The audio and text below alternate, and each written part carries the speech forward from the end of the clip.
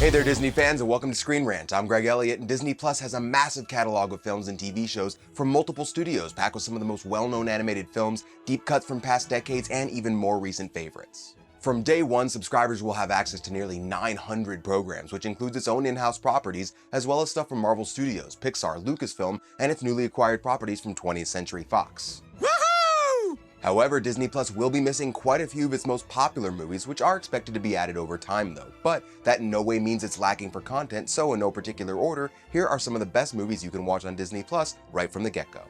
Released in 1937, Snow White and the Seven Dwarfs is a true classic. It was Disney's first full-length animated movie, and it laid down the blueprint for all of Disney's animated musicals and has become one of the most iconic stories in the history of cinema. You can still name all seven, right? Next up, starring the perfectly cast Robert Downey Jr., is 2008's Iron Man. Prior to the film, Iron Man was arguably one of Marvel's more minor superheroes, but this film changed that and launched the MCU, essentially rewriting the book on what a superhero movie could be. And speaking of books, you probably know this next one. Was that a big enough hint for you? Yeah, I'm talking about The Jungle Book, and yes, the original one, obviously. Disney has no shortage of classic animated musicals with engaging stories, plenty of humor and great songs, and Jungle Book's got a lot more than just the bare necessities. Hello there.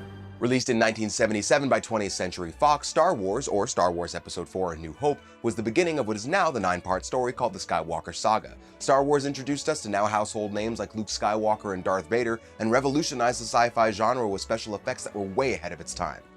Also a 20th Century Fox film is A Miracle on 34th Street, which tells the story of a department store Santa named Chris who thinks he's the real Santa Claus. The movie, which is essentially a story about having faith in something, tops several lists of the best Christmas films of all time, so there's no wonder why Disney decided to put their logo on it. Next on the list is Frozen, and no, not the 2010 film about 3 people who get stuck on a ski lift overnight, but 2013's animated musical about a young princess named Anna who goes searching for her sister Elsa. It's one of Disney's best animated films in recent memory, and you won't have to let it go now that it's on Disney Plus.